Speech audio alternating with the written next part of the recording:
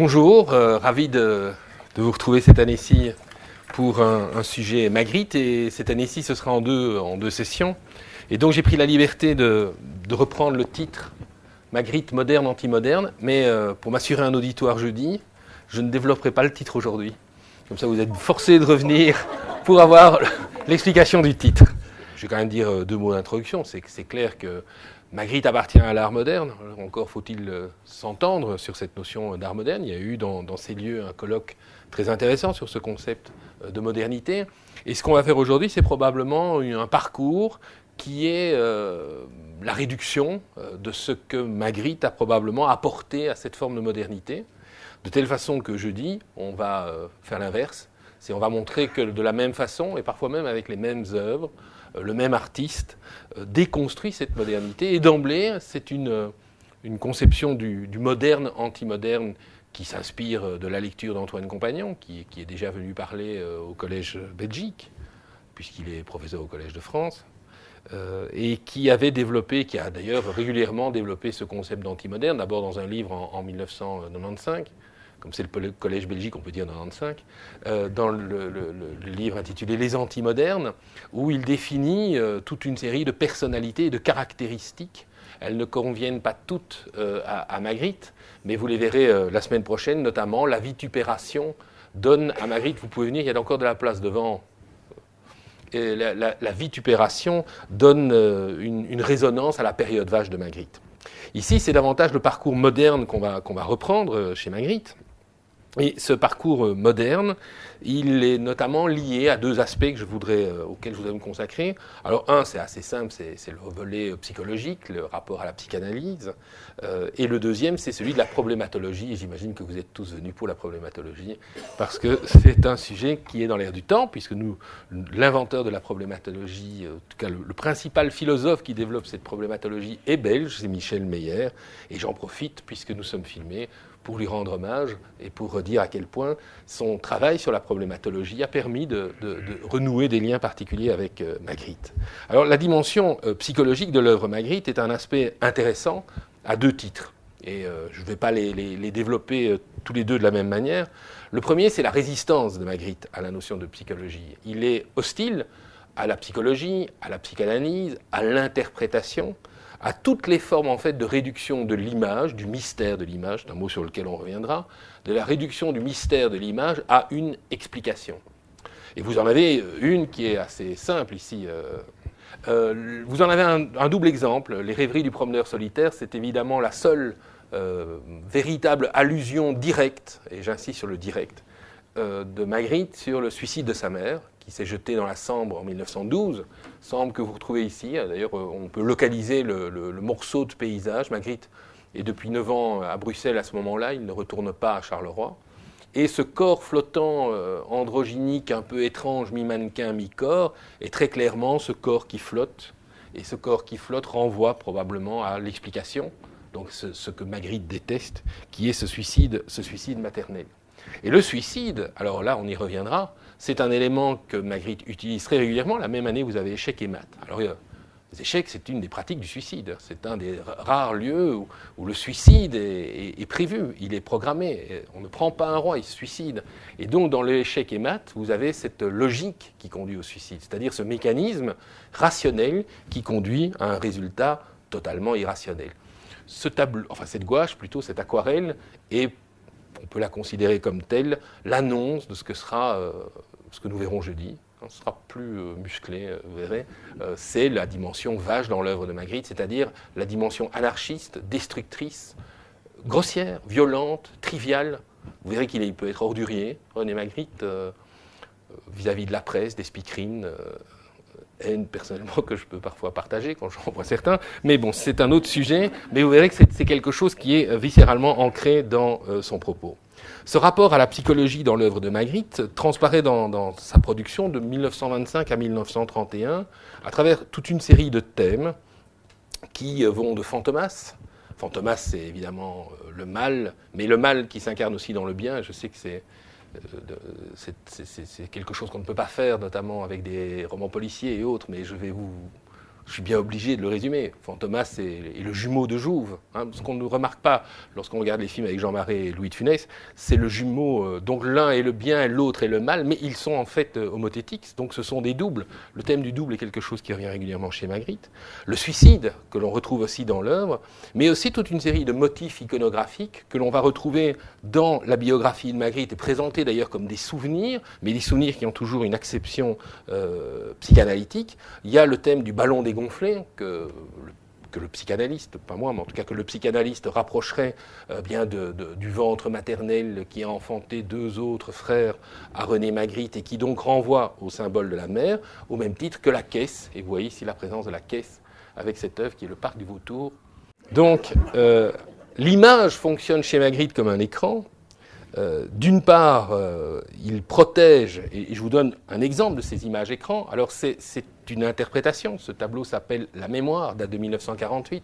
Le souvenir de sa mère est-il présent ou pas? C'est une question, ce n'est pas une affirmation. L'image fonctionne donc comme un écran, d'une part parce qu'il protège, cet écran protège l'expérience vécue d'une formulation qui serait trop directe, comme chez le promeneur solitaire, et d'autre part, l'écran transforme en une représentation donc acceptable qu'elle donne à voir à un spectateur que le peintre tient à distance. Et il y a tout un jeu de manière de tenir à distance, hein, la façon dont ce rebord de pierre, même s'il est abîmé, eh bien, crée un seuil, le jeu des seuils, les tentures, la manière dont Magritte crée toujours un seuil pour que vous ne puissiez pas rentrer directement dans l'image et vous tenir à distance le spectateur, c'est aussi une manière de nouer un dialogue avec lui.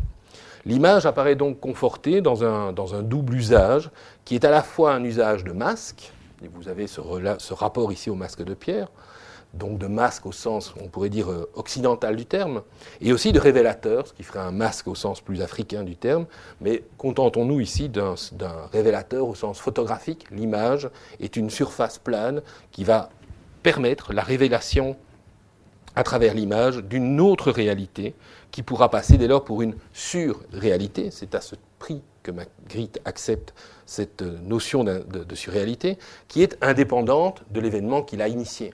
Autrement dit, ce n'est pas simplement l'assemblage des éléments iconographiques que vous avez sous les yeux qui forment l'image. Donc l'image est indépendante des événements qui y participent. Et on est toujours attaché à ces événements. Quand on a ouvert le musée Magritte, la question à 2 €, 20 cents, alors on ne va pas exagérer non plus, à 20 cents que tout le monde posait, que signifie le grelot chez Magritte? Je sais pas, il y a une obsession du grelot. Alors évidemment, on peut parler de ce grelot, mais le grelot, c'est ces grelots qu'on retrouvait sur les tabliers, que l'on mettait à ces chevaux de trait qui tiraient les péniches sur les canaux, et donc qui s'annonçaient à travers ce tintamarre. Mais en même temps, le grelot, c'est une forme sphérique sur laquelle Magritte travaille. Ce n'est pas un véritable grelot, ça n'a pas la vraie découpe du grelot. C'est donc une forme indépendante de l'événement qu'il a initié. D'où le rejet chez Magritte, très régulièrement, de cette explication. Et lui-même s'en explique. Il revient régulièrement sur l'idée qu'il ne faut pas interpréter les tableaux. Et c'est évidemment très confortable pour beaucoup d'étudiants paresseux qui partent du principe que comme Magritte a dit qu'il ne fallait pas, alors on ne fait pas. Ce qui est une très mauvaise idée, ce n'est pas comme ça qu'on travaille. Et au contraire, je dirais, le propos même de Magritte fonctionne comme un propos écran. Il n'aurait certainement pas résisté à une rencontre avec le docteur Freud, qui aurait directement perçu les mécanismes que Magritte lui-même met en défense dans ce travail. C'est un travail qui tend à confirmer aussi ce que l'image rend visible. Et Magritte ne l'explicite pas nécessairement. Alors quand il prend Georgette et qu'il la baptise « l'évidence éternelle », le titre ici nous montre bien que cette évidence éternelle, c'est un regard masculin. Et là, je vais m'enfoncer dans un discours que je ne pourrais pas tenir dans une université américaine, puisque c'est un discours de mâle dominant, donc proscrit, qui n'est pas politiquement correct, mais qui correspond à la vision de Magritte. Ce que Magritte retient de la femme, ce qui fait de tout temps la féminité, mais c'est la féminité pour un regard masculin, ce qui correspond à son évidence sensuelle, sinon sexuelle, qu'il va saucissonner en éliminant toutes les parties secondaires qui ne font pas directement partie de ce regard masculin. et je vois un certain nombre d'entre vous, mesdames, qui sourient en regardant le tableau, vous avez l'air d'abonder dans la lecture de l'œuvre telle que vous dites que les hommes, c'est effectivement comme ça qu'ils voient les femmes. Et c'est bien cette notion d'évidence éternelle qui a une importance chez lui, parce qu'elle lui permet d'exprimer, à travers le titre ici, quelque chose que l'œuvre ne donne à lire qu'à travers un déchiffrement. Autrement dit, l'évidence éternelle conforte le titre. Il n'y a pas que l'évidence éternelle. La manière dont Magritte lui-même va se mettre en scène avec l'œuvre témoigne de cette relation qui montre bien qu'au-delà de l'objet, ce ne sont jamais que 5 cadres qui sont juxtaposés avec une distance qui est calculée, raccordés l'un à l'autre à travers un cadre en plexiglas. Eh bien, Magritte recompose en fait une forme de réalité.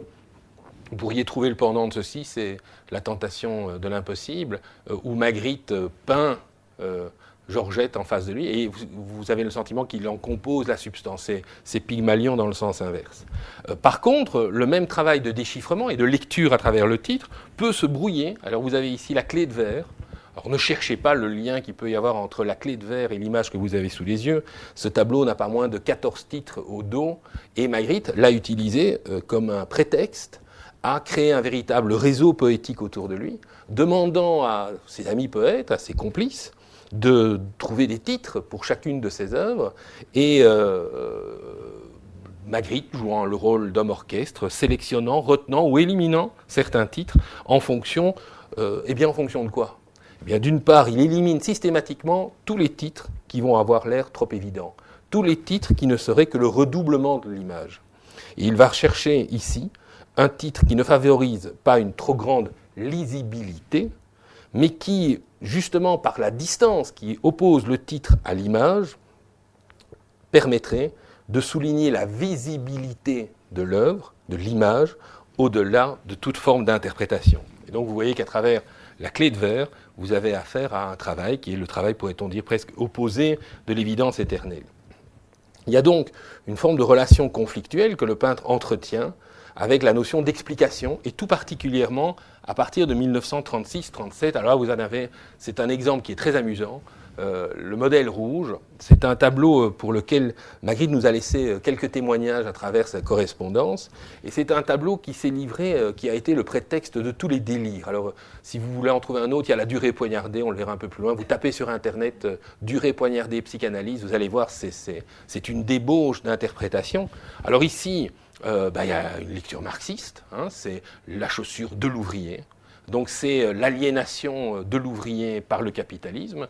Et puis, pour beaucoup de psychanalystes, il y a au contraire dans cette chaussure, et Magritte passera d'ailleurs une soirée à Londres avec 2 psychanalystes, dont hélas il n'y a jamais eu moyen de retrouver la trace pour savoir exactement quelles étaient l'obédience de ces 2 psychanalystes, qui eux s'étaient mis à interpréter l'œuvre sous une forme qui est en fait au contraire une forme de l'expression de la castration. Et Magritte s'amuse beaucoup de toutes ces interprétations qui montrent qu'à travers ces dérives, on s'éloigne de l'image, et c'est excellent parce que ça protège l'image.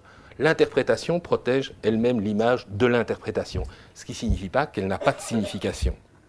Dans son évidence, ici cette trouvaille poétique, et vous allez voir, on y reviendra, cette trouvaille poétique qui n'est en fait que l'expression du grotesque. Si on prend le grotesque comme 2 réalités qui vont venir fusionner pour exprimer une seule et même forme, eh bien vous avez cette double réalité, mais vous verrez que ça colle à beaucoup d'éléments de Magritte, et notamment par un rapport intérieur-extérieur.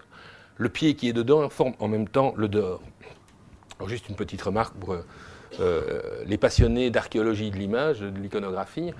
On retrouve au XIXe siècle des enseignes de bottiers qui en fait sont des petites sculptures que le bottier mettait en vitrine et qui jouent à la fois du pied et de la chaussure. Donc Magritte a dû reprendre cette idée, mais on verra dans un instant. Dans son évidence, en fait, l'image parle à la fois de ce qui est présent parce que visible et de ce qui ne serait donné à voir qu'à travers un travail lent, méthodique de lecture de l'image. Ce qui explique que Magritte fascinera les sémiologues dans les années 60. Cette expérience, Magritte l'a méthodiquement développée aux alentours des années 1927-29 avec ses tableaux mots, dont la genèse doit beaucoup à sa proximité avec le poète Paul Nouget. De cette conception, Magritte a tiré une expérience, une exigence de vraisemblance, d'une part, dans la représentation, sur laquelle il reviendra de manière inlassable.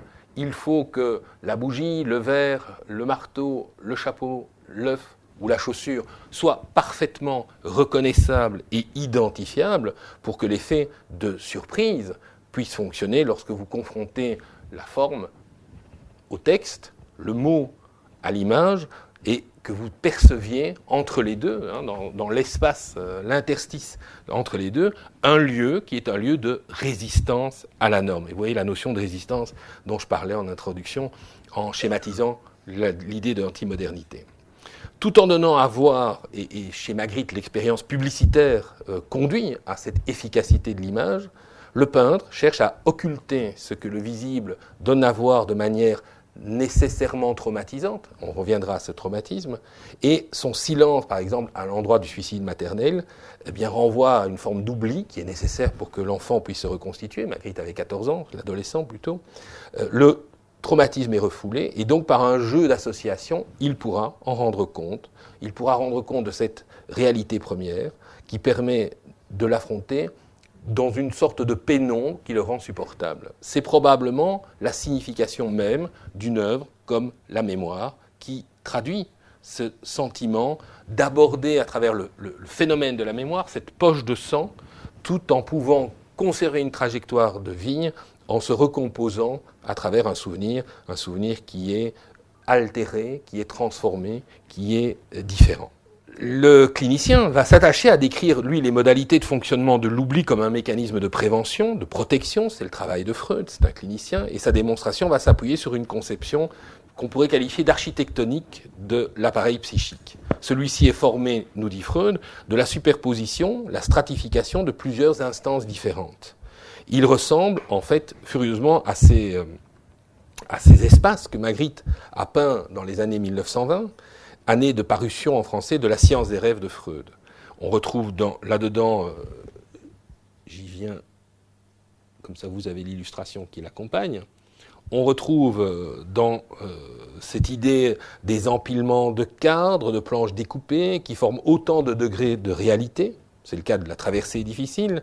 On retrouve aussi des successions de boîtes, d'encadrements, comme dans L'esprit du voyageur, ou des superpositions assez énigmatiques de plans troués pour ramener l'étendue panoramique à une forme d'empilement, comme dans ce panorama populaire assez singulier, assez étrange, qui crée un sentiment d'ailleurs. La notion de mystère que Magritte va développer participe de cette conscience d'une forme d'architectonique du réel qui assimile la lecture de nos représentations à une forme d'archéologie qui entend dépasser la couche superficielle de l'évidence pour creuser le réel jusqu'à trouver une autre forme de réalité. Et cette volonté de ne pas se limiter à ce qui est l'apparence est évidemment ce qui va conduire chez Magritte à une œuvre dont le titre fonctionne finalement par rapport à l'œuvre, mais le titre est limitatif vis-à-vis de l'œuvre. C'est la trahison des images. Et si Magritte nous parle d'une trahison des images, c'est bien parce que la réalité pipe, ici, n'est en réalité nulle part présente, ni dans la représentation, ultra-mimétique, pour qu'elle colle à ce qui est cette réalité, ni non plus dans sa convention de langage à travers le mot pipe. Pas plus d'ailleurs que dans le geste de monstration qui lie les deux corps de l'œuvre à travers le ceci. Alors lorsqu'on sait que pour Magritte, ce tableau est en fait une réponse donnée à Miro, qui en 1925 avait réalisé un tableau assez comparable, même fond, avec une tache de bleu, et il était écrit « Ceci est la couleur de mes rêves », mais avec une écriture beaucoup plus calligraphique. On se rend bien compte que pour Magritte, d'emblée, le rapport au rêve, qui sera cet élément tellement important pour Freud, joue un rôle considérable, mais le rêve n'est pas un espace ailleurs. Ce n'est ni une recomposition onirique façon Dali, ni une sorte de dérive abstraite façon Miro. Le rêve, c'est du langage. Ce n'est qu'une construction de langage, et le langage, comme l'image, nous conduit à déconstruire la réalité. Et cette déconstruction de la réalité, pour Magritte, elle relève de l'expérience quotidienne et de l'objet au sens le plus malarméen. Alors ce tableau, les objets familiers, Il est mallarméen dans le sens où Mallarmé considère que les objets, lorsque notre conscience s'en empare, font la preuve de notre existence. Vous pouvez, dans un esprit mallarméen, vous dire que dans la nuit mallarméenne, une lampe qui va venir éclairer un objet et qui vous renvoie à travers on y vient, le regard, sa propre présence, témoigne en cascade de la vôtre de présence. Autrement dit, l'objet n'existe et ne vous révèle qu'à travers votre propre regard. D'où ce jeu chez Magritte de lier intimement la représentation et la mise en espace de chacun de ces personnages avec des objets emblématiques qui semblent flotter dans l'espace, mais qui ne sont en fait que la prise de conscience directe de l'existence de l'individu à travers le regard qui n'existe que parce qu'il nous revient d'une certaine façon, d'une manière un peu mythographique, il nous revient grâce à l'objet. Et dans ce contexte, Magritte, d'une certaine façon, va pouvoir céder au démon de l'analogie, mais une analogie qui a aussi une référence freudienne, celle qui anime la conception que Freud se fait de l'oubli, lorsqu'il déclare, je cite, « Nous voyons que beaucoup de choses sont oubliées pour elles-mêmes, mais dans les cas où cela n'est pas possible, l'instinct de défense déplace son but et plonge dans l'oubli autre chose, une chose moins importante, mais qui pour une raison ou une autre est reliée à la chose principale par une quelconque association. » Et on va voir à travers l'œuvre de Magritte que cette notion d'objet par association, d'objet par substitution, d'enchaînement analogique sont des éléments importants dans sa poétique, mais introduisent une notion qui va être centrale, qui est la notion de refoulement. Le peintre, on peut se le demander, a-t-il vu dans l'œuvre de Freud? On sait grâce à une lettre qu'il adresse à Collinet qu'il nous dit que dans les années 20, ils ont lu Freud ensemble. Est-ce qu'à partir de la lecture de Freud, ou plus logiquement à travers ce que l'ère du temps véhicule de la connaissance d'un texte, et dans le cas de Freud, vous verrez dans un instant que c'est assez important, eh bien il va créer cette forme de distance entre la chose et le mot, entre ce qui est de l'ordre du vécu et ce qui apparaît, et c'est fondamental dans l'œuvre de Magritte. La pipe, elle est un objet, mais cet objet est à distance, et il fait cet objet la démonstration de notre existence dans un rapport qui est le rapport de regard. Ce rapport de regard, d'ailleurs, chez Magritte, il joue d'une relation qui est une relation à la peinture. Alors vous avez un tableau ici qui date de 1926, qui est un tableau important, qui est l'image parfaite. Or, cette image parfaite, elle a aussi une connotation très mallarméenne, c'est le vide. L'image est un écran tendu, d'ailleurs c'est la réalité, une toile, c'est tendu sur un châssis. Et derrière cette toile, eh bien, il y a une forme de néant, et on reviendra sur cette forme de néant. Sur ce néant vient se projeter une représentation, et cette représentation, elle est à la fois présence de l'objet, mais aussi support à une construction qui peut être la construction de ce que Freud appelle des faux objets. Et donc, on se retrouve là avec un travail qui est un travail de déplacement. Cette manière de faire de la représentation une forme de déplacement. Et ce schéma n'est pas sans intérêt dans l'œuvre de Magritte, même si la notion de non oublié n'intervient pas chez lui. D'emblée, Magritte s'écarte de l'abstraction, et vous voyez ce point de rapport à l'abstraction, hein, c'est finalement un monochrome, le tableau, si ce n'est que c'est une découpe dans un espace qui se veut une forme de néant. Il s'est écarté lui-même de l'abstraction, qu'il considère comme étant une rhétorique d'avant-garde, la rhétorique moderniste, qui est vouée au progrès. Donc vous voyez cette idée d'anti-moderne qui apparaît, de réaction à la modernité, à l'intérieur de la modernité, sans pour autant s'abandonner à l'évidence d'une figuration qui représenterait les choses telles qu'elles sont et telles qu'on les voit. J'y crois, je ne crois qu'à ce que je vois. La logique de saint Thomas, que d'ailleurs dans un très beau tableau qui est conservé à Potsdam, le Caravage interprète en faisant un geste. Saint Thomas met le doigt dans la plaie du Christ et tire un petit coup dessus, et alors vous sentez l'élasticité de la peau, pour être bien certain quand même que c'est ce qu'il voit. Je ne crois que ce que je vois. Et dans ce contexte, cette idée fait que l'image est un jeu entre la réalité de ce que l'on voit et la réalité de ce que l'on représente. Et à cette distance, Magritte va assigner une fonction, c'est la notion de bouleversement. L'image doit être bouleversante. Et il le fait. Et il le fait même de manière assez éloquente. Et il le fait ici à travers deux œuvres qui sont distantes de 6 ans. À gauche, vous avez les jours gigantesques. Les jours gigantesques représentent en fait ce que l'œuvre de droite donne à lire comme titre, alors que l'image ne l'évoque pas. dans l'œuvre de droite, le viol, qui est un tableau qui a fasciné André Breton, il l'utilisera pour son ouvrage qu'il publie à la même époque sur le surréalisme. Eh bien, l'ouvrage qui est de droite, c'est une forme de formule rhétorique. Hein. Vous avez en fait la partie qui décrit le tout et le visage de la femme et le terrain d'une forme de superposition. Vous me direz que c'est de nouveau un regard très masculin qui renvoie à l'évidence éternelle, mais cette fois-ci quand même avec un jugement critique par rapport à ce jugement, ce regard masculin. L'homme substitue au visage de la femme ce qui est probablement perceptible comme étant le centre de tous ses intérêts, qui est cette poitrine, ce pubis, qui vont se substituer au visage. Et dans ce glissement, dans ce mouvement, Magritte décrit, à travers le titre, puisque le titre a un rôle, eh bien un acte qui est un acte de violence, puisque le titre du tableau, c'est le viol. Pourtant, à gauche, vous avez une vraie représentation de viol.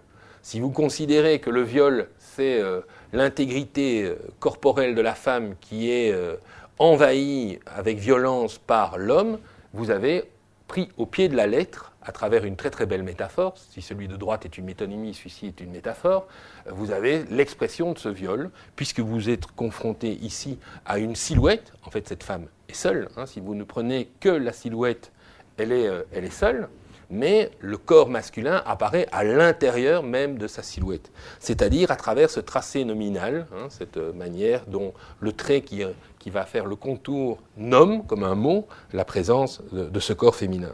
Et c'est bien là la réalisation de cette idée bouleversante, doublement bouleversante, parce que le titre, le premier titre que Magritte avait trouvé, c'était L'Aube des armées, mais les jours gigantesques sont évidemment beaucoup plus ambigus, puisqu'ils vont pouvoir donner un sentiment de monumentalité, de grandeur, peut-être même d'emphase à une représentation qui est une représentation finalement cruelle. Et il y a un deuxième effet bouleversant qui se joue à ce niveau-là.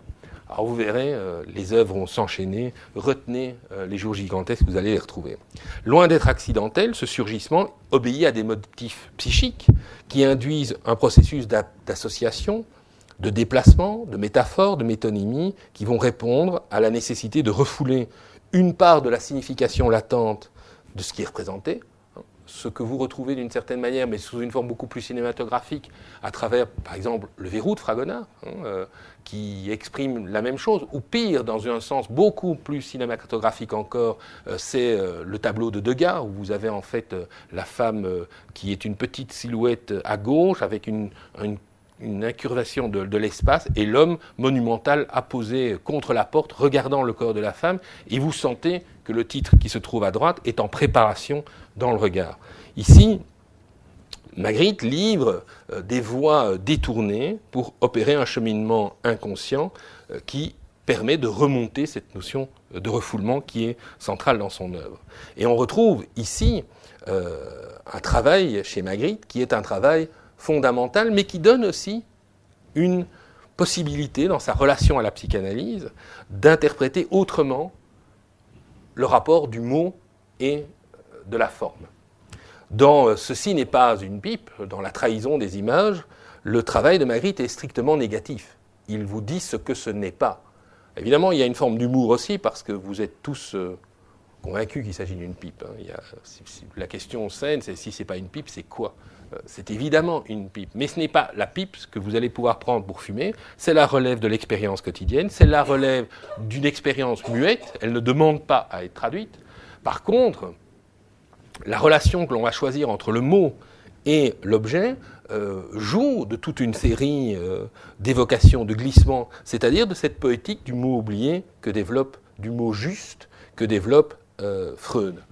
Regardez par exemple comme en bas à gauche, vous pouvez trouver un lien. Le verre d'eau et l'orage, vous pouvez les lier. Vous pouvez leur trouver un élément de participation. L'œuf et l'acacia, c'est beaucoup plus compliqué. La lune et la chaussure, c'est pas évident non plus. Et le marteau et le désert, ça va pas de soi non plus.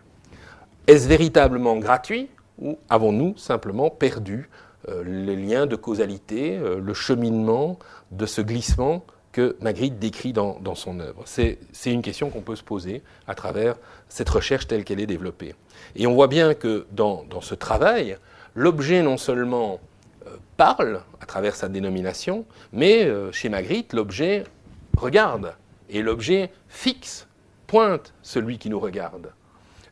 Cet œil dans la tranche de jambon, ça vaut beaucoup mieux que la représentation que j'en ai ici. Ce jambon est persillé, donc vous pouvez en suivre les détails. Mais évidemment, la présence obsédante de cet œil, que l'on pourrait considérer comme quelque chose qui relève de l'absurde, est en fait simplement l'expression que l'objet fait la preuve de celui qui le regarde. Et le regard que nous envoyons vers l'objet est un regard qui nous revient et qui nous compose à travers ce que Magritte, en 1958, dans une œuvre importante, baptisera des valeurs personnelles. Les objets forment des valeurs personnelles. Les objets nous définissent. C'est très amusant, jusqu'à l'identité belge. Bon, ce tableau est exilé à San Francisco, ce qui fait que son identité belge s'est un peu perdue. Mais l'allumette, le verre d'herbatte que vous avez là, le savon sont des objets caractéristiques des classes moyennes des années 50, mais même avant. Et c'est tout à fait typique d'une culture locale, d'une identité belge que Magritte reprend à travers ces objets qui, dans leur fréquentation quotidienne, font la preuve que l'individu est là, existe, et qu'au-delà de sa simple forme, le mystère de son existence se résout. Cette méthode psychanalytique fonde une pratique du refoulement dont Magritte a pu prendre lui-même la mesure à travers une série de lectures qu'il a menées, je vous l'ai cité tout à l'heure, dans les années 20, et notamment qui l'ont conduit, et je crois, qui ont contribué à ce qu'il se dégage de la notion d'abstraction. Avant de participer dans le sillage de Paul Nouget aux prémices de ce qui deviendra le surréalisme belge, Magritte a notamment été assez proche de Mézels et de cercles dadaïstes, et notamment a été un lecteur assidu de la revue Le Disque Vert, qui est dirigée par Franz Hellens et qui a publié en janvier 1924 un numéro dédié à Freud et la psychanalyse. C'est un numéro intéressant qui compile en fait des réponses à un questionnaire que cette revue franco-belge a adressé très largement auprès d'aliénistes qui vont témoigner de ce que Freud a apporté et ce que la psychanalyse représente, mais aussi d'écrivains, et parfois d'écrivains qui n'ont jamais connu la psychanalyse, en donnant une antériorité littéraire à cette pratique psychanalytique. Et donc une construction assez étrange où on voit alterner des contributions scientifiques et des prises de position littéraires de personnalités aussi différentes qu'Edmond Jaloux, Valérie Larbaud, René Crével ou Henri Michaud, qui est d'ailleurs caricaturalement sévère à l'encontre de Freud. Ce document offre donc un panorama des conditions de réception de la pensée freudienne en France, à un moment où l'euphorie de la victoire de 1918 cède progressivement la place à une crise d'identité culturelle majeure, qui permet d'ailleurs à Marcel Arlan de parler de mal du siècle. Et si, comme l'a souligné Michel Collomb, la révolution freudienne invite à une redéfinition anthropologique d'une nature humaine incapable de contrôler son psychisme, elle donne à Magritte une explication scientifique à des troubles qu'il a probablement dû connaître en devant affronter et surmonter à 14 ans le suicide de sa mère dans une famille qu'on peut qualifier d'assez étrange et pour tout dire assez spéciale. Et dès lors, de trouver dans la lecture de ce numéro du Disque Vert un fondement cognitif à des impressions personnelles traversées depuis 1912.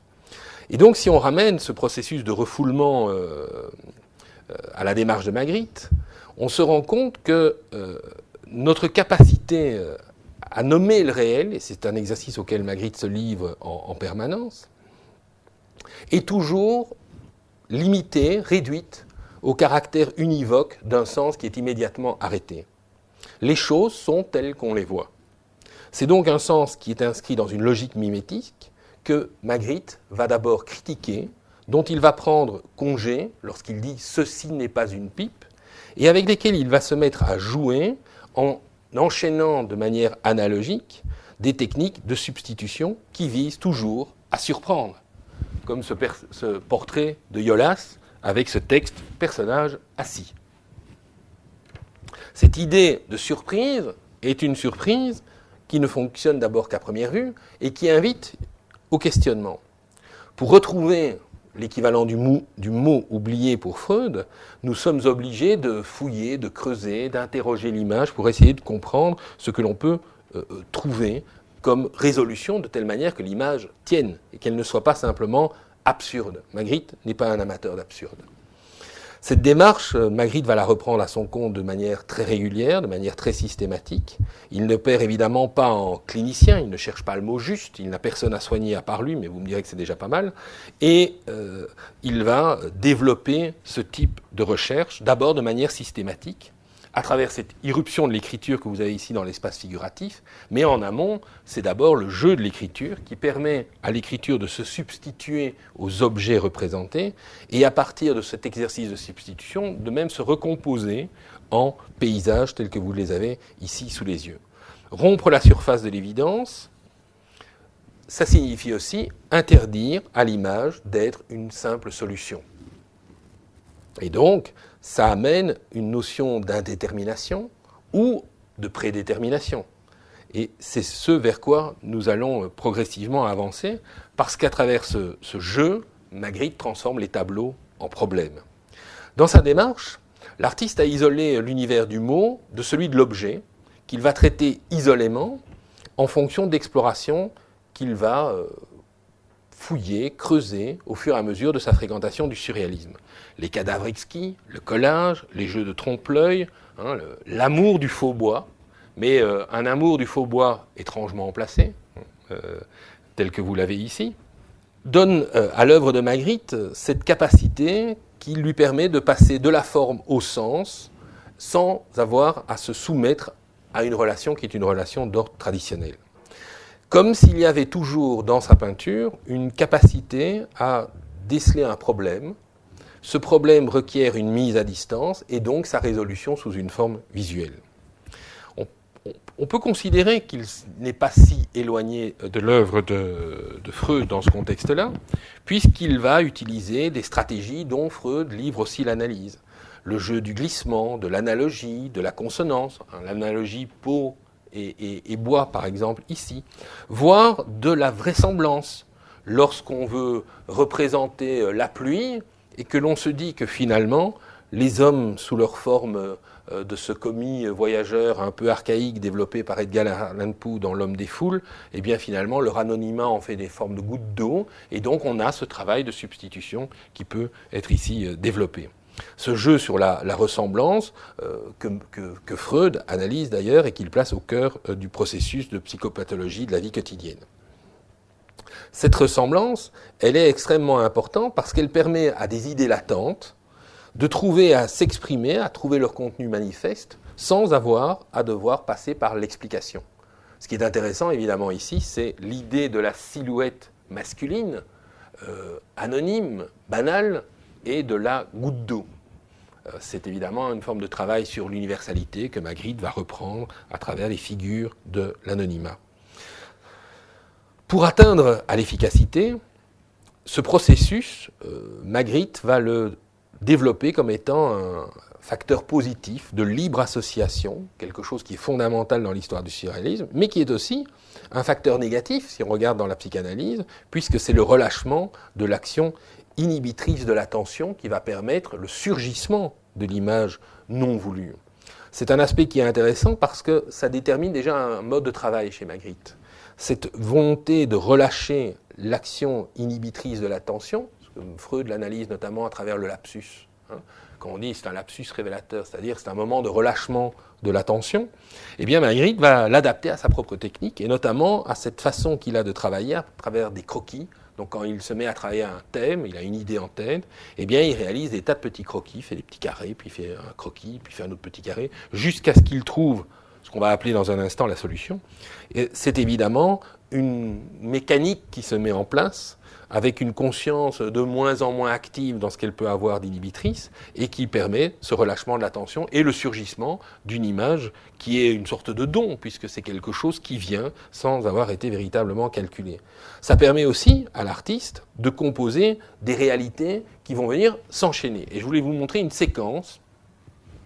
Vous avez ici les chasseurs au bord de la nuit et je vous ai remis les jours gigantesques et vous vous rendez bien compte que la silhouette de gauche et la silhouette de droite ont partie liée, puisque Magritte reprend des poses qui, à gauche comme à droite, peuvent avoir alors des interprétations rigoureusement différentes. Mais plus amusant, l'œuvre peut devenir une forme de citation. Et vous me direz qu'à première vue, entre les jours gigantesques et cette vision métaphorique du viol, voilà lapsus révélateur, et du viol que vous avez là, et cette image tantôt perçue comme castratrice pour un psychanalyste, tantôt l'expression même, la quintessence du prolétariat pour des penseurs de gauche dans les années 30, quel peut être le lien entre les deux? Le lien, c'est un détail du tableau qui vous le donne, c'est-à-dire qu'en bas à droite, vous avez un fragment de papier froissé et déchiré, et l'image que vous voyez n'est autre que les jours gigantesques. C'est bien béni pour un psychanalyste qui va vous dire que dès lors les jours gigantesques sont présents dans le tableau et que donc il y a un enchaînement des sujets l'un dans l'autre qui vont pouvoir s'exprimer. Mais si alors les jours gigantesques se retrouvent dans ces pieds déchaussés et cette relation intérieure-extérieure à travers la pression de la chaussure, peut-être y a-t-il dans l'œuvre de Magritte, à la même époque, une autre version qui permettrait d'interpréter encore ailleurs le sujet. Et c'est notamment l'amour des armées que vous avez avec ces chaussures féminines qui, elles, sont occupées par une chevelure et ce rapport auquel, personnellement, je ne comprends rien du tout, qui est ce rapport avec ce miroir qui se trouve à l'arrière, le miroir dialoguant avec cette palissade qui permet d'ailleurs d'aller vers cette conscience ouvrière dans certaines images. Alors vous voyez, quand on joue à ça, on a un effet d'enchaînement des images les unes aux autres. Magritte hurlerait, mais, comme vous dirait le psychanalyste, il hurle pour une bonne raison, c'est qu'il est pris et qu'il est démasqué. Ça ne veut pas dire pour autant qu'on a la signification de tout cet enchaînement. Mais cet enchaînement, il fait sens. Et cette poétique qu'on pourrait appeler du lapsus visuel, parce que c'est ce dont il s'agit, c'est que chaque image renvoie à l'autre à travers un enchaînement d'indétermination et de détermination, eh bien, elle est porteuse d'une signification dans l'œuvre de Magritte.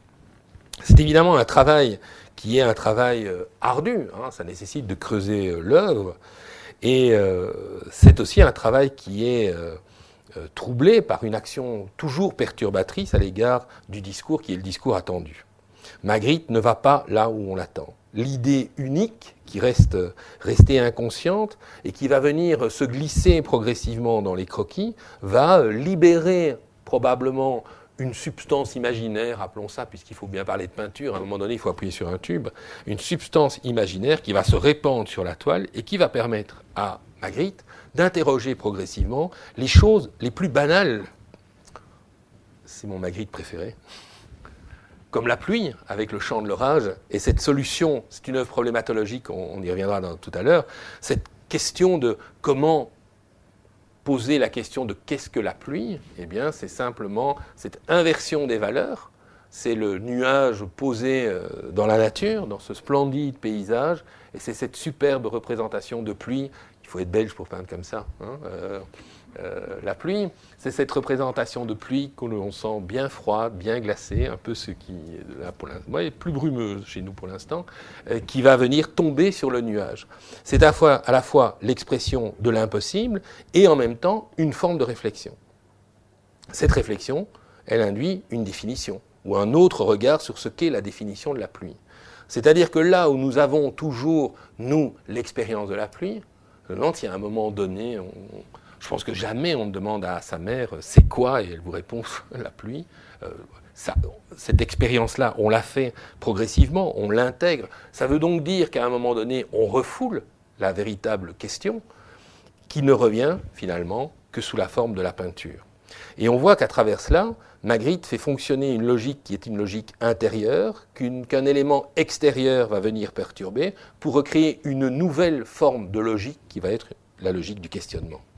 Et on voit que dans ce travail, il n'adopte pas nécésairement, enfin j'en ai quand même pris un exemple qui va dans ce sens-là, il n'adopte pas nécessairement cette idée d'absurdité que met en évidence Lautréamont.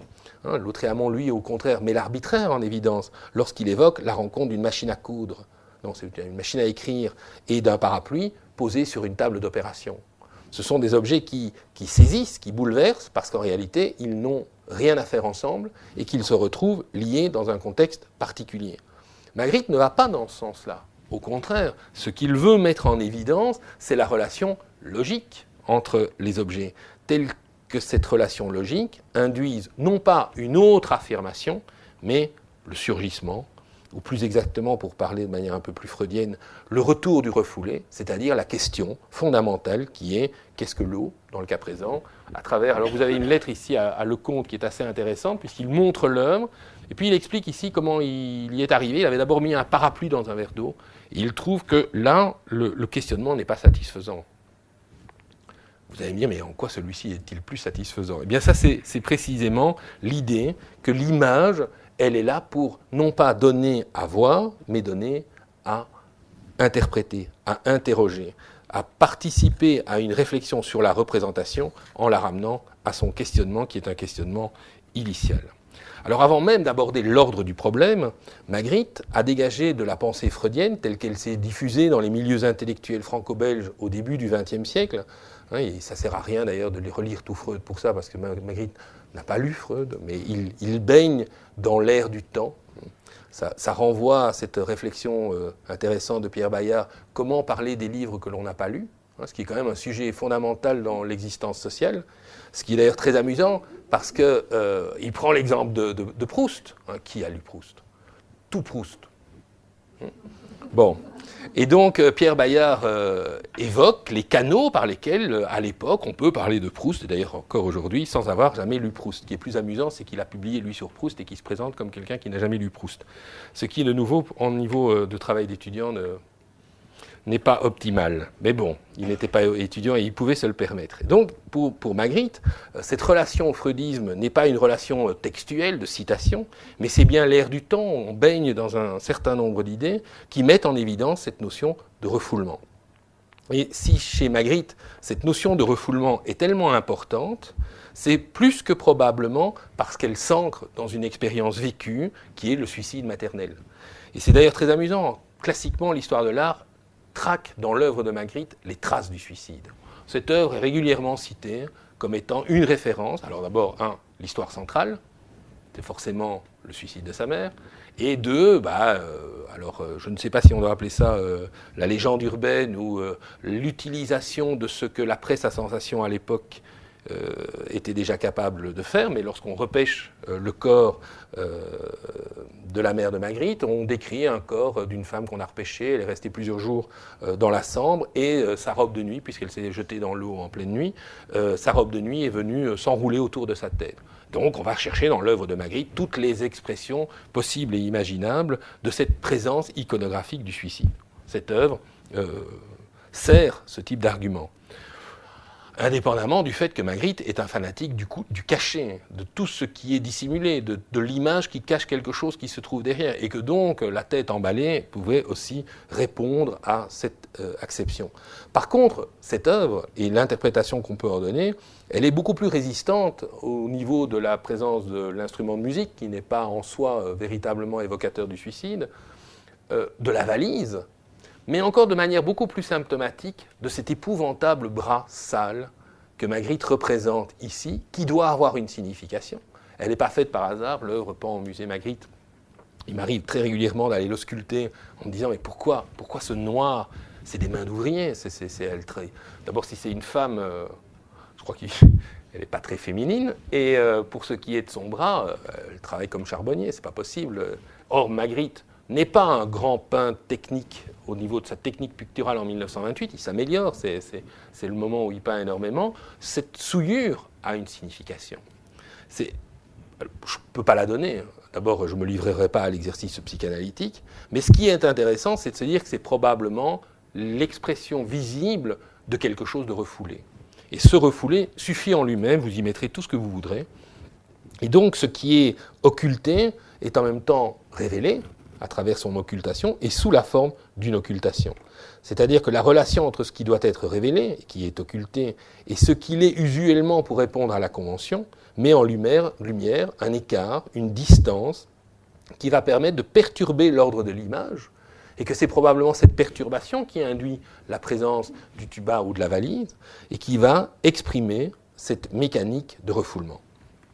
Magritte défend une démarche qui s'est en fait très méthodiquement construite au seuil des années 30 et qui aboutit à une première étape qui est l'étape des tableaux mots, qui constitue, on peut le considérer comme tel, l'élément de déconstruction de la relation, de la chose représentée et du mot qui l'accompagne.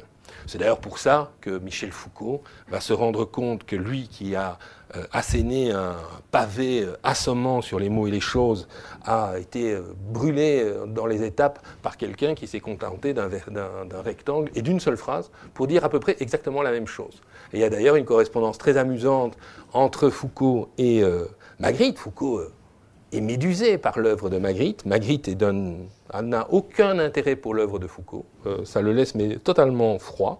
Il n'aime pas ce monde intellectuel qui a besoin de tout déconstruire. Il n'y a pas de mystère dans cette pensée.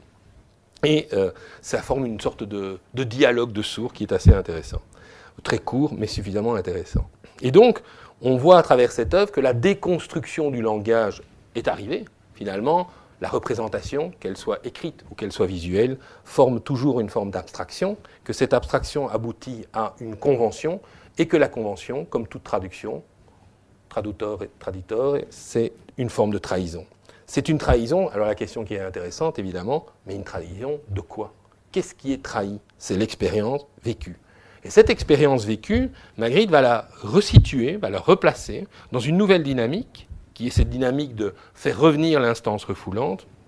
Et cette instance refoulante, c'est le questionnement. Il se lance alors, à ce moment-là, dans une réflexion qui va être une réflexion fondamentale, qui est une réflexion sur l'objet. Alors comme c'est assez compliqué, je vous ai mis chaque fois le texte, ça vous permet, vous êtes obligé à la fois d'écouter et de lire, ce qui est un exercice quand même difficile, mais cette relation à l'objet va être une relation fondamentale, parce que c'est à partir de l'objet que le regard va pouvoir se recomposer sous forme de questionnement. L'objet, c'est le quelque chose. Et c'est quelque chose, et c'est là que je rends amicalement hommage à Michel Meyer pour son travail sur la problématologie, va venir s'enraciner dans probablement quelque chose que Magritte n'a jamais lu, mais dont la pensée... Alors j'ai choisi une vieille citation, ça a été retraduit depuis, et donc c'est plus dans un langage d'aujourd'hui, mais là on est plus proche de ce qui devait être le mode de traduction de l'époque de Magritte, correspond tout à fait à une forme d'humour. Il y a un humour de Platon de Socrate, mais c'est Platon, dans cette formule, qui est la réflexion sur le quelque chose. Chercher le quelque chose. Il n'est pas possible à l'homme de chercher ni ce qu'il sait, ni ce qu'il ne sait pas. Car il ne cherchera point ce qu'il sait, parce qu'il le sait, et que cela n'a pas besoin de recherche. Jusque-là, c'est évident. Ni ce qu'il ne sait point, pour la raison qu'il ne sait pas ce qu'il doit chercher. Donc vous êtes dans une forme... Alors, d'absurde, mais au sens britannique du terme cette fois-ci, d'une forme d'absurde, mais qui en même temps correspond particulièrement à la démarche de Magritte. Ce qui manque dans cette phrase, c'est évidemment la notion de refoulement. Évidemment qu'on ne cherche pas ce qu'on connaît. Évidemment qu'on ne peut pas chercher ce qu'on ne connaît pas. Quoiqu'à l'Académie royale, je ne suis pas certain que certains ne se sont pas lancés toute leur vie dans une recherche sans savoir finalement ce qu'ils cherchaient. Mais ça, c'est de la recherche fondamentale, c'est autre chose. Et ça n'est pas critique, il doit y en avoir beaucoup. Et c'est ça qui est fascinant, c'est comme ça qu'on avance. Ici, on n'avance pas. Le but, c'est de reculer. C'est de revenir à un point d'origine. Et donc, le point d'articulation, c'est de remonter à une étape où on ne va pas chercher ce qu'on connaît ni ce qu'on ne connaît pas, mais probablement ce qu'on ne connaît plus, et mieux, ce qu'on ne veut surtout plus connaître, ce dont on a perdu l'usage de la connaissance, c'est-à-dire de l'évidence. Or, l'évidence au sens étymologique du terme, ce qui saute aux yeux, vous avez vu les objets de Magritte tout à l'heure, ce qui saute aux yeux passe par l'objet. Et donc, dans la recherche de Magritte, à un moment qui est un moment d'isolement, on est en 1930, la crise d'octobre de Wall Street, le krach de Wall Street, a conduit à un effondrement immédiat des galeries d'art à l'époque. C'est fort différent de 2008. En 2008, elles ont prospéré, parce que dans le cas de la crise bancaire, c'est évidemment l'argent cash a cherché à se loger dans des endroits beaucoup plus intéressants que des livrets d'épargne, et que donc le marché d'art a connu une progression substantielle. En 1929, ce n'est pas du tout le cas. Ils ont été les premières victimes de cet effondrement économique et les galeries ont quasiment toutes disparu en l'espace d'un an. Et donc, Magritte, qui vit à Paris à ce moment-là, qui n'a plus de moyens, est obligé de revenir à Bruxelles et ça va l'isoler.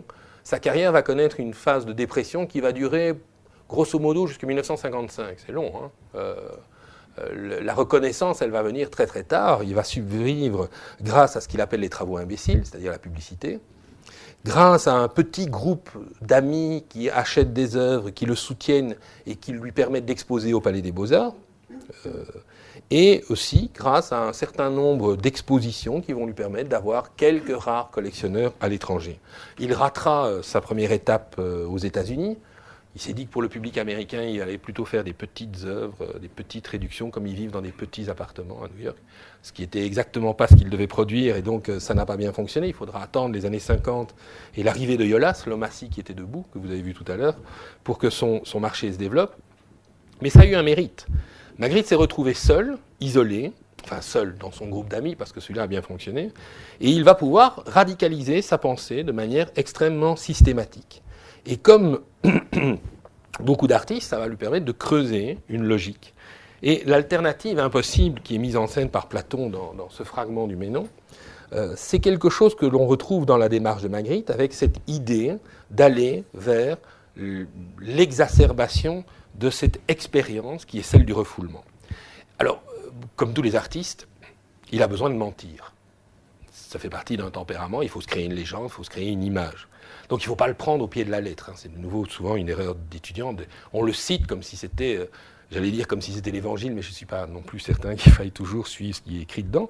Mais ici, dans le cas présent, c'est une véritable construction de la part de Magritte. Et donc, avant de repasser aux images, j'ai voulu reprendre cette construction. Vous avez ici le texte de la ligne de vie qui date de 1938. C'est une conférence qu'il donne au musée des Beaux-Arts d'Anvers, qui est un résumé de son œuvre. Et je vais vous lire le texte qui, lui, par contre, paraît en 1937, en février 1937, dans lequel Magritte explique, donne, je dirais, l'épisode légendaire, hein, et c'est un aspect très intéressant. Tous les artistes, lorsqu'ils créent quelque chose qui est neuf, qui est une forme de rupture, ont besoin d'inventer une forme d'épisode mythographique qui justifie cette expérience. Vous avez le texte de 38, voilà celui de 37. Pardon. Une nuit de 1936, je m'éveillais dans une chambre où l'on avait placé une cage et son oiseau endormi. Une magnifique erreur, un bel oxymore, une magnifique erreur me fit voir dans la cage l'oiseau disparu et remplacé par un œuf. Je tenais là un nouveau secret poétique étonnant, car le choc que je ressentis était provoqué précisément par l'affinité des deux objets, la cage et l'œuf, alors que précédemment, ce choc était provoqué par la rencontre d'objets étrangers entre eux. Je recherchais à partir de là si d'autres objets que la cage pouvaient également me révéler, grâce à la mise en lumière d'un élément qui leur serait propre et qui leur serait rigoureusement prédestiné, la même poésie évidente que l'œuf et la cage avaient su produire par leur réunion. Alors, Magritte, on va vous donner quand même l'image, hein, va réaliser au pied de la lettre. Alors ici, marqué 1933, on a découvert une lettre adressée à André Breton dans laquelle il a fait deux petits dessins. C'est d'ailleurs très amusant. Il va vouloir expliquer sa démarche. C'est de là que vient la problématologie, le fait qu'il va expliquer à André Breton ce qu'il fait. Et il a réalisé deux petites gouaches en noir et blanc, comme s'il avait fait des photos. Pourquoi n'a-t-il pas fait des photos de ses tableaux ? Mais il a fait deux petites gouaches, comme des photos, qu'il envoie à André Breton, dont les affinités sélectives, et cette lettre est datée de décembre 1932, dont le tableau était déjà réalisé en 1932. Donc vous avez le résultat, et Magritte peut donc en déduire une méthode qu'il va poursuivre jusqu'à sa mort, qui est cette méthode de ce que j'appelle la problématologie, et qui va trouver une définition catégorique dans son œuvre. Alors attendez, il faut que je retrouve... Voilà, vous avez un tableau qui l'accompagne et qui va dans le même sens.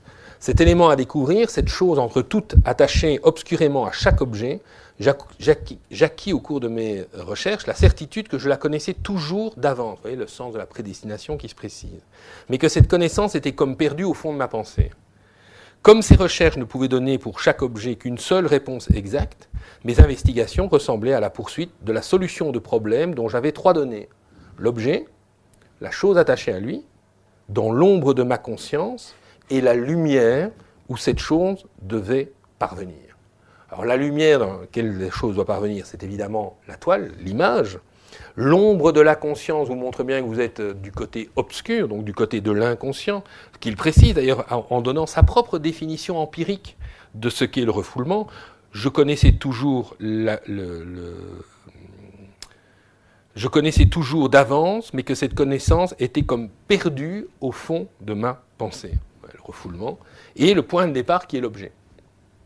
Sans l'objet, sans d'abord la dissociation de l'objet et du langage, Magritte n'aurait pas pu réaliser cette démarche. Alors en 1952, une fois passé l'épisode de la guerre et des vacheries que nous verrons jeudi, Magritte va revenir à son œuvre problématologique, dont il compte bien en faire maintenant un véritable métier qui lui ramène de l'argent, une notoriété, et qui lui permette d'avoir l'existence bourgeoise qu'il souhaite. Et il va préciser, au sortir de ce moment, le sens de l'argument qui était celui qu'il avait développé en 1937-38. Je pense à de nouvelles recherches grâce à l'idée que j'avais de ce qui pouvait rendre valables certains tableaux. Leur réalisation dépendant de l'exactitude des solutions apportées à des problèmes posés de la manière suivante. Un objet, un sujet quelconque pris comme question. Il s'agissait de trouver comme réponse un autre objet attaché secrètement au premier, par des liens assez complexes pour servir de vérification de la pensée. Si la réponse s'imposait, évidente, la réunion des deux objets était saisissante. Alors vous voyez que nous ne sommes pas du tout dans l'absurde, mais que bien dans la réunion des deux objets, il doit y avoir une forme de logique qui précisément permet de recomposer le questionnement qui est ce questionnement fondateur, refoulé dans le côté obscur de la pensée. Oui, ça c'est le texte qu'on a vu tout à l'heure. On peut regarder celui-ci. Et évidemment, à partir du moment où ce jeu est mis en place, la logique qui est à l'œuvre dans la peinture va pouvoir se développer, se déployer sous des formes fondamentalement différentes. Une fois que le problème, alors c'est le problème de quoi? C'est le problème de l'oiseau, c'est le problème de l'œuf. La poule ou l'œuf, donc vous avez une forme de généalogie qui se joue, mais en même temps, vous avez ce rapport à la connaissance. Quand je regarde un œuf, je pense à l'oiseau. Et il y a une logique qui se met en place. Ce n'est pas du tout absurde. C'est d'ailleurs très très amusant. On pourrait prendre ce type de représentation comme l'expression d'une forme d'absurdité. Ce n'est pas le cas. Vous avez au contraire la mise en place d'une logique qui est cette logique problématologique, qui permet... Ah, tiens, étrange. Voilà. Qui permet à Magritte de démultiplier les questions. Alors celui-ci, vous pouvez aller le voir régulièrement au musée, c'est le deuxième tableau problématologique qu'il envoie à André Breton pour demander l'agrégation, le label surréaliste 100%, en 1932. C'est probablement un tableau qui a un lien avec un autre tableau qui se trouve aussi au musée, et celui-là est au musée fin de siècle, c'est le portrait de Marguerite Knopf, peint par Knopf, où vous avez la sœur de Knopf qui est face à une porte. Magritte a dû regarder ce tableau. Il n'y a pas de lien, c'est assez d'ailleurs compliqué de voir où il aurait pu le rencontrer, si ce n'est dans une publication consacrée à Knopf en 1927, au moment de sa mort, et probablement que l'image même de Knopf est refoulée dans l'inconscient de Magritte. Mais ça va lui permettre de travailler sur le thème de la porte, qui est un thème que les surréalistes aiment beaucoup. Duchamp, à peu près à la même époque, partant du principe qu'une porte est toujours ouverte ou fermée, va réaliser en fait une structure qui permet d'avoir une porte qui n'est jamais ni ouverte ni fermée, puisque c'est avec un double chambranle, et donc quand vous l'ouvrez d'un côté, elle est fermée de l'autre, et quand vous fermez de l'autre, elle est ouverte de l'autre côté. Et Magritte va lui donner une propre réponse ici, qui est une réponse où on sent, là aussi, toute une partie d'inconscient qui joue. Évidemment que chez cet artiste, il y a une relation à la peinture hollandaise, à une tradition de la peinture du Nord, avec ces emboîtements d'espace. Mais là où les Hollandais aiment bien construire ces espaces pour créer un cheminement vers la profondeur, au contraire, chez Magritte, le problème de la porte va apparaître chez lui comme une possibilité d'exposer, d'explorer cette notion de trou, de découpe qu'on retrouve régulièrement dans son œuvre. Le problème de la porte, nous dit-il en 1938, appelait un trou par lequel on pouvait passer. Je montrais dans la réponse imprévue une porte fermée dans un appartement dans lequel un trou informe dévoile la nuit. Le problème de la fenêtre va trouver sa réponse en 1933 à travers un tableau dont le titre ne dit rien par rapport à ce qu'est une fenêtre, c'est-à-dire la condition humaine. Le problème de la fenêtre donne à la condition humaine. Je plaçais devant une fenêtre, vue de l'intérieur, d'une chambre, un tableau représentant exactement la partie du paysage recouverte par ce tableau. L'arbre représenté sur ce tableau cachait donc l'arbre situé derrière lui, hors de la chambre. Il se trouvait pour le spectateur à la fois à l'intérieur de la chambre sur le tableau et à l'extérieur dans un paysage réel. Cette existence à la fois dans deux espaces différents est semblable à l'existence à la fois dans le passé et le présent d'un moment identique, comme cela se passe dans la fausse reconnaissance. Alors c'est un aspect intéressant parce que, évidemment, lorsque Magritte s'exprime, il livre des bribes du mécanisme de refoulement sur lequel se fonde l'image.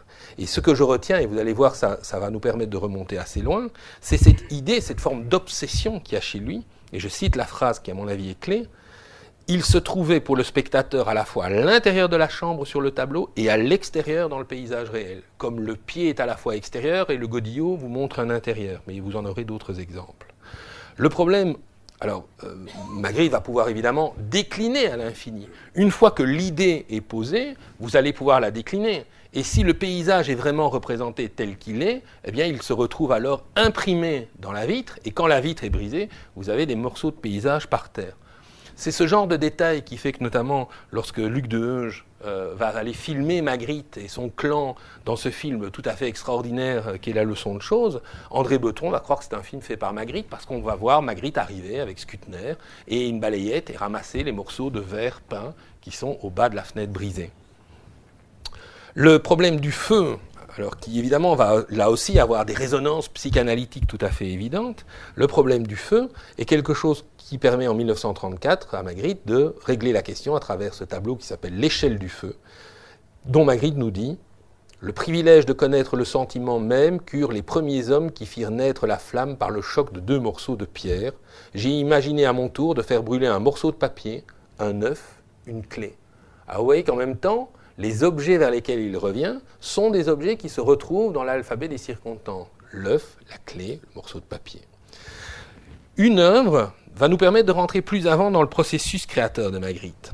C'est en 1936, Magritte est invité à exposer à La Haye, à la Heuse-Escherserey Galerie, une gouache intitulée « L'éloge de la dialectique ». En réalité, on sait que cette œuvre, qui est exposée à ce moment-là, est une étude préparatoire à une toile que Magritte en fait exposera en décembre 1937 au Palais des Beaux-Arts de Bruxelles. La gouache est aujourd'hui au musée d'Ixelles, la peinture est au musée de Melbourne. C'est beaucoup plus compliqué de les ramener l'une à côté de l'autre. Vous allez voir, le PowerPoint le permet. La correspondance que Magritte échange avec un de ses amis, Louis Skutner, où il sera beaucoup question de Skutner jeudi, témoigne du long travail exploratoire que Magritte a mené autour du problème de la maison, qui est le problème posé. Et différentes formules vont être déposées par Magritte, développées par Magritte, en une suite de 13 dessins qu'il envoie à son ami durant l'été 1936. Magritte va jeter sur le papier des propositions qui témoignent d'angles de vue singuliers. Alors on a un des dessins présente par exemple une maison qui est servie sur une assiette, avec en guise d'avertissement un abrutissement. La maison est un plat dur à digérer.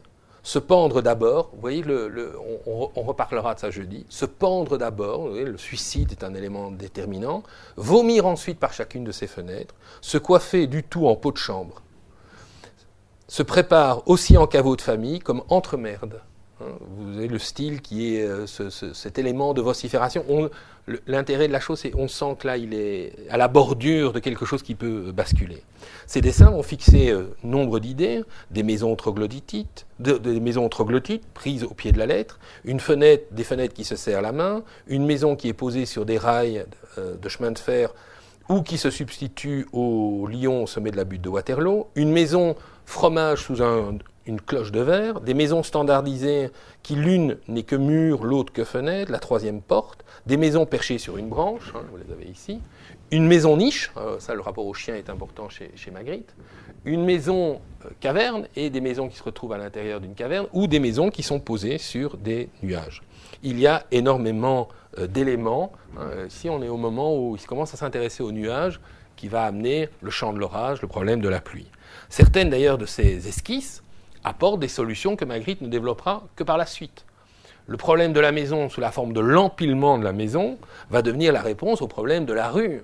Mais au lieu de mettre les maisons les unes à côté des autres, on va les organiser en un entassement, une sorte d'accumulation qui prend d'ailleurs la forme d'un sein, probablement, d'où le titre « La poitrine ».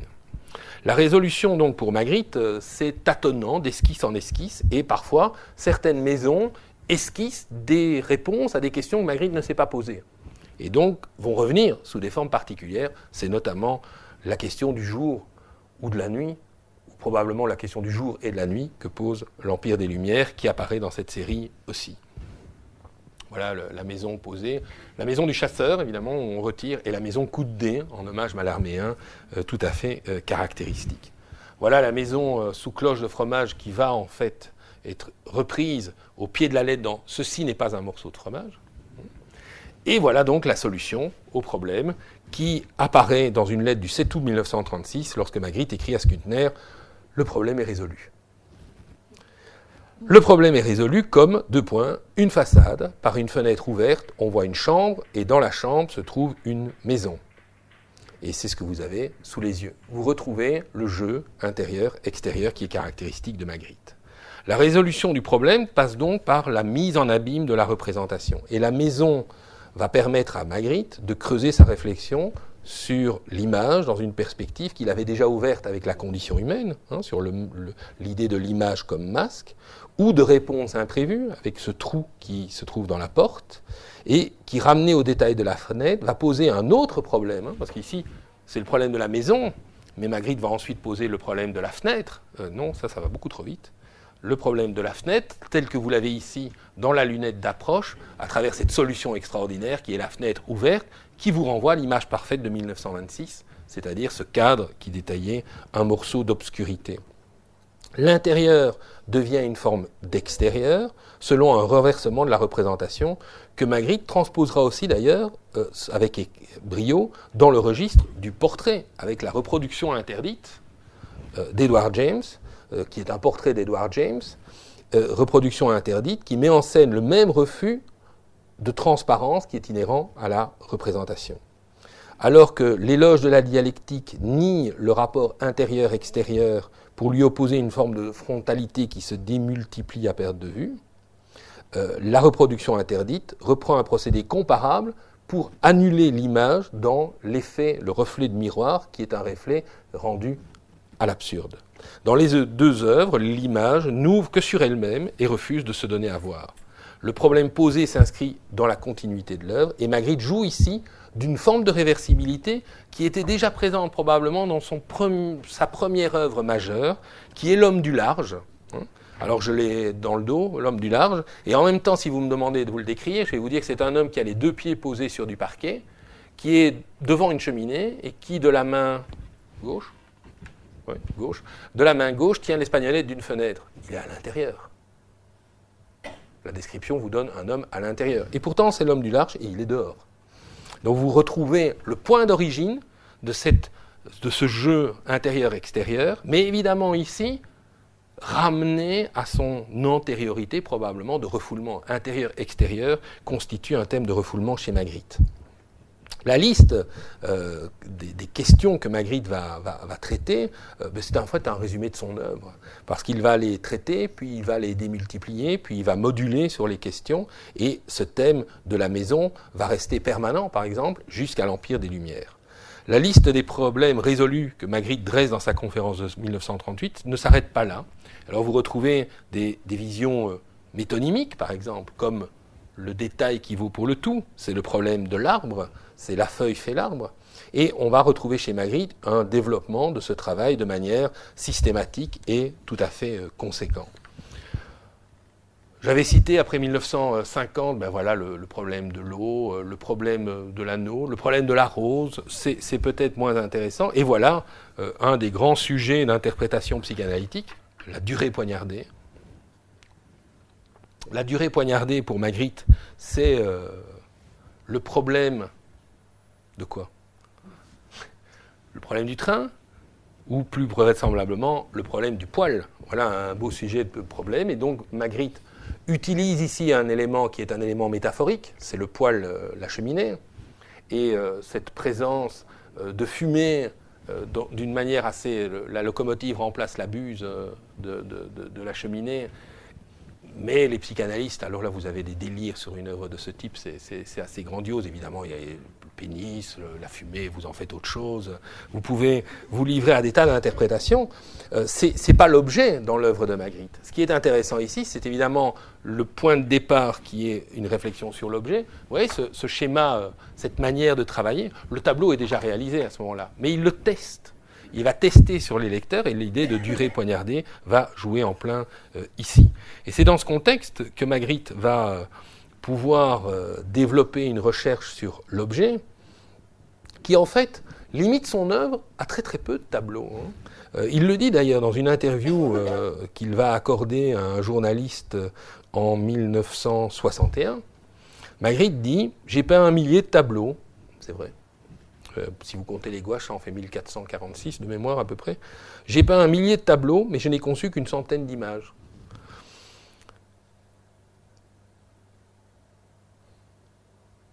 Ce millier de tableaux vient seulement de ce que j'ai peint souvent des variantes de mes images. C'est ma façon de mieux cerner le mystère, de mieux le posséder. Et donc vous voyez que dans cette notion, il y a une construction d'une œuvre qui est une construction d'œuvre assez fascinante, puisqu'elle ne relève pas d'une forme d'absurdité. D'ailleurs, l'efficacité de l'image est un élément important. Dans la première version de 1947 de l'Empire des Lumières, Magritte a mis le jour en bas et la nuit au-dessus. Et effectivement, ça ne fonctionne pas. Il regarde le tableau et ça ne marche pas. Alors pourquoi ça ne marche pas? Parce que ça se voit. Ici, ça ne se voit pas. D'ailleurs, il y a des tas de personnes qui m'ont déjà expliqué que ça n'a rien d'aberrant, qu'il y a des moments du jour, qu'il y a certains endroits. Il paraît qu'à Oléron, si on se promène au printemps, j'ai déjà entendu des tas de choses, et que vous avez le jour, mais c'est déjà sombre en bas. Non, ici, c'est un collage. Le bas, c'est la nuit, et le haut, c'est le jour. Ça n'existe pas. D'ailleurs, les poètes le disent. Charles Trenet, le premier, vous dit que le soleil a rendez-vous avec la lune et la lune ne vient pas. C'est exactement ce dans quoi se trouve Magritte. Il ne faut pas sous-estimer la culture populaire comme moteur de création chez Magritte, mais c'est la recherche du surgissement à travers une question, la question du jour, de la nuit, de leur articulation. Mais vous voyez bien aussi que le problème de la maison revient. D'ailleurs, c'est fascinant de voir le nombre d'écrivains qui utilisent la maison de Magritte comme support à leur méditation et à leurs propres dérives oniriques. Pour Magritte, ces idées de combinaison d'images viennent sans qu'il les cherche, nous dit-il. Quand je l'ai retenue, alors tout est simple. Elle est si claire que je n'ai qu'à l'exécuter. Il n'y a pas de problème. Je ne rate jamais un tableau. L'image n'est donc pas préconstituée dans l'esprit, mais par contre, l'esprit, à travers le travail du croquis, remonte jusqu'à cette notion refoulée qui est une question première, une question que nous devrions tous nous poser en permanence. Qu'est-ce que la pluie? Qu'est-ce qu'une porte? Qu'est-ce qu'un arbre? Qu'est-ce qu'une feuille? Qu'est-ce que le jour? Qu'est-ce que la nuit? Et à travers ce questionnement, explorer à travers ce que Magritte appelle l'art de peindre, il ne parle pas de la peinture, il parle de l'art de peindre, qui pour lui est un acte de ressemblance. Mais de ressemblance à quoi? Pas de ressemblance à ce que nous voyons. Il n'a aucun intérêt à aller mettre son doigt dans la plaie du Christ pour être bien certain qu'il ne croit que ce qu'il voit, mais bien de ressemblance à la pensée, c'est-à-dire au cheminement de la pensée. Ressembler est un acte spontané de la pensée et non un rapport de similitude raisonnable ou délirant, dit Magritte dans une interview qu'il accorde à Pierre Descargues en 1960. C'est-à-dire à nouveau une recherche d'explication, ce n'est pas là que ça se situe, émise par la pensée, qui explique sans jamais s'expliquer elle-même, quoi qu'il y paraisse. Autrement dit, c'est une façon de quitter le champ des réponses, de remonter au champ du questionnement. Ça fait de Magritte un peintre scientifique, c'est la définition même de la recherche scientifique, et d'une recherche scientifique qui est moins tournée vers la solution, vers la réponse, c'est-à-dire vers l'image constituée, qu'elle ne vise à ressembler à la pensée. Voilà, je vais m'arrêter ici pour pouvoir répondre à vos questions. On a du temps, j'étais un peu en avance, et peut-être, s'il n'y a pas suffisamment de questions, d'anticiper, à travers une ou deux réflexions, ce qui viendra jeudi, qui est en fait la destruction de tout ce qu'on a vu aujourd'hui, par Magritte lui-même, simultanément. Et ça fait partie de son tempérament, et un psychanalyste vous dirait que ça s'explique assez facilement. Je ne sais pas si vous avez des questions. À vous. D'abord, merci. Merci.